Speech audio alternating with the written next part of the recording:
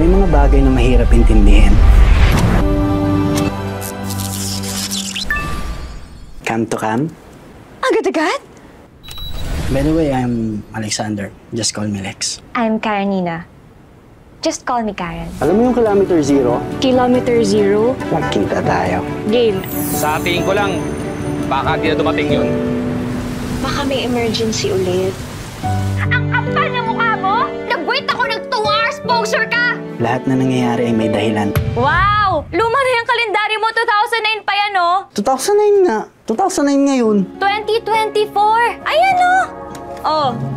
2009 pa lang dito, I guess 2024 na dyan. Whew. Ang weird, pero ang cool. Sa dinami-dami ng tao sa mundo, paano mo hahanapin ang para sa'yo?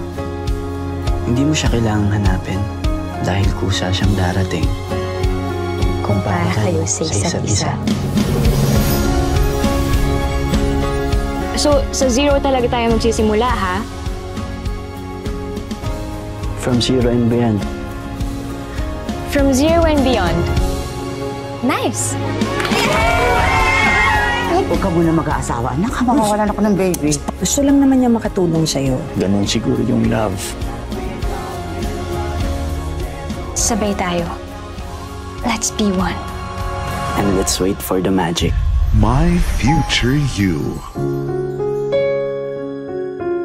In cinemas starting December 25, 2024. An official entry to the 2024 Metro Manila Film Festival. Parang siya talaga yung catfish. Single dad. Paborito yung peanut butter. Baka naman nagkataon lang. Baka. Pero ang weird. Na-meet mo si Randy. Yung totoong catfish. Ingat ka, nahulog ka na nga sa peking Kyle. Baka ma-fall ka din kay real Kyle. Hoy! Di naman. Teacher Marvy! Ay! Babay na nga!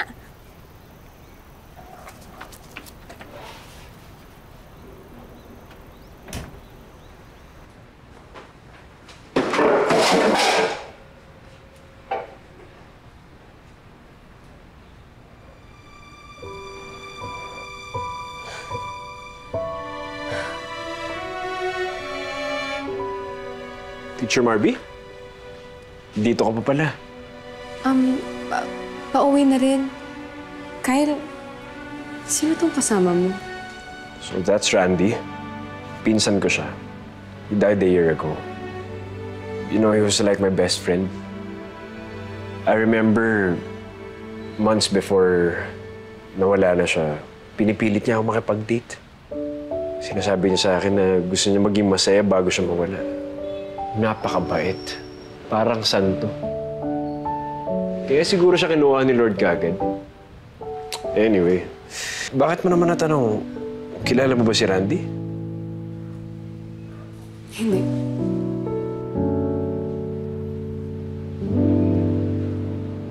So, kaya nagaya ni Randy yung buong pagkatao ni Kyle is because magpinsan sila. Ang bobo ko! Nagpaloko kay Randy ng 1 taon! Hindi ka bobo, nagmahal ka lang. Mukhang hindi na. Ikaw pa ba? Si Miss always searching for the one. Ang tanong, kung makita ko ulit nga yung the one, magtitiwala ba ako ulit? Follow-up question. Hindi nga si Kyle ang the one mo? Ano ba nararamdaman mo sa kanya ngayon? Ano ba?